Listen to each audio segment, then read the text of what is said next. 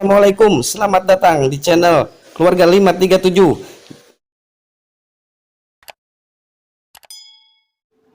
Saya tidak mau bicara tentang soal apakah lagu itu boleh atau dilarang, tapi saya menyoroti khusus soal tanggapan isi syairnya, isi syair yang dinyanyikan di dalam lagu Aisyah ini. Aisyah, romantisnya cintamu dengan Nabi, dengan baginda kau pernah main lari-lari, selalu bersama hingga ujung nyawa kau di samping Rasulullah. Bila menyangkut kehidupan seorang tokoh utama dalam sebuah agama, kesucian mereka, kemaksuman mereka, keterjagaan mereka dari hal-hal yang sifatnya najis atau profan itu menimbulkan pro dan kontra. Ada orang yang menganggap kesuciannya sebagai sesuatu yang luar biasa. Nah, karena itu kemudian mereka dilindungi dari hal-hal yang profan, hal-hal yang dianggap najis, hal-hal yang dianggap kotor dari kebiasaan-kebiasaan manusia biasa.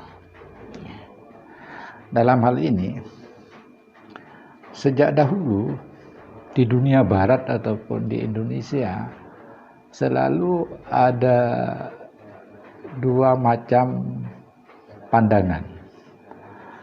Pandangan pertama adalah pandangan yang sangat teistik, yaitu pandangan yang menganggap mereka sangat suci, bebas dari kebiasaan-kebiasaan yang manusia biasa. Maksud mereka punya pandangan yang sangat teistik seperti ini itu adalah memelihara dan melindungi kesucian dan kehormatan mereka. Tapi mereka tidak menyadari bahwa bila pandangan semacam ini dipegang teguh secara ekstrim, kemudian bisa dibantah bahwa mereka itu tidak bisa ditiru kita, tidak bisa diteladani oleh kita. Kenapa? Karena memang mereka orang luar biasa.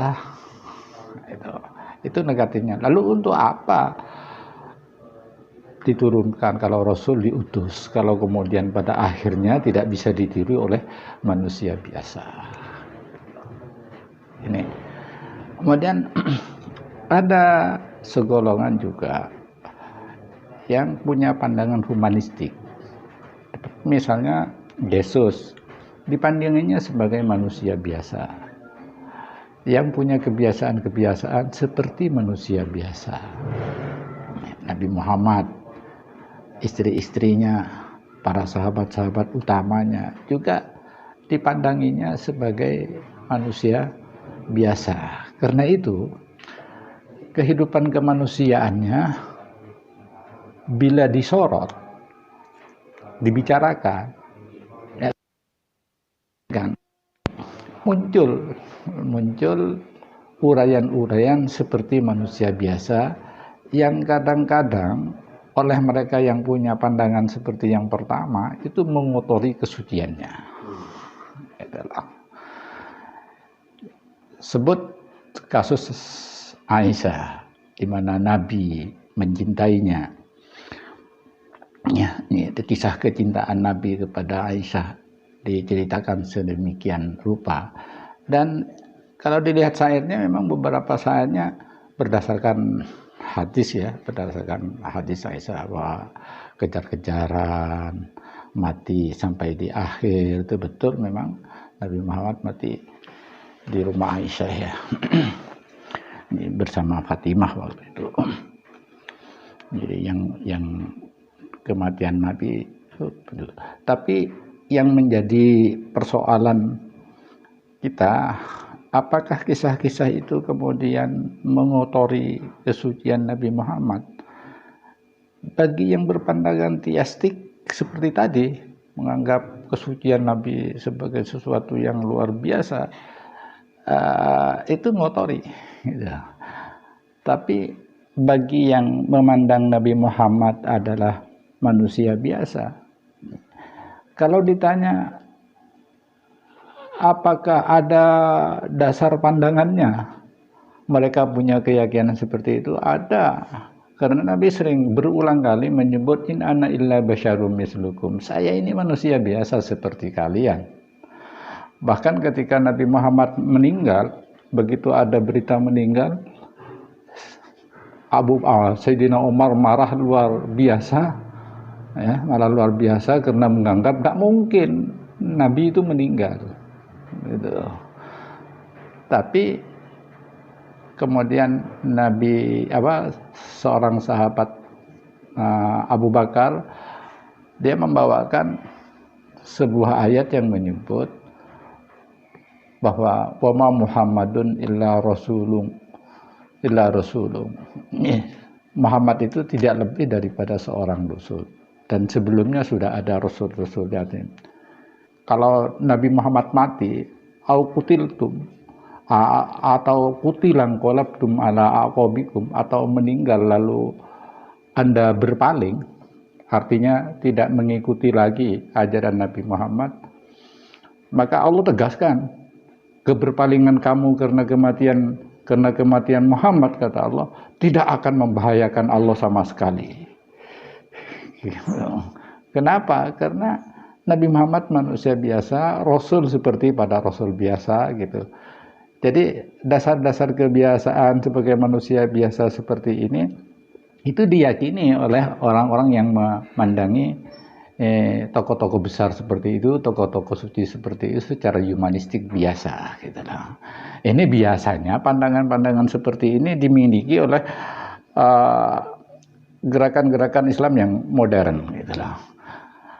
Mereka punya pandangan kuat seperti ini karena mereka menganggap gitu loh, bahwa dengan cara seperti itu Nabi bisa diteladani dengan gampang. Jadi tidak ada alasan bagi manusia untuk tidak meneladani, karena Nabi lapar, Nabi kenyang, Nabi butuh kasih, Nabi butuh cinta, Nabi kadang juga mengekspresikan cintanya. Itu bagi yang humanistik seperti itu. Tapi bagi yang memandangi Nabi, ya tokoh-tokoh besar seperti itu secara teistik, suci, serba ya bebas dari hal-hal yang sifatnya profan, itu dianggapnya sebagai mengotori gitu.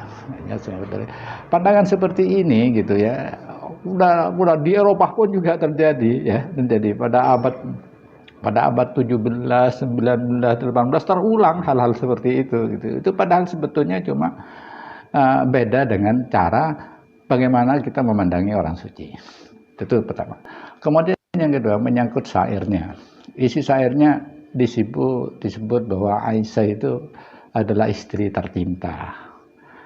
Kalau dalam artian sebagai yang paling dicintai gitu. Itu sebetulnya kalau yang paling dicintai dalam sejarah itu. Terima kasih sudah menonton video ini. Jangan lupa subscribe, share, like, dan komen.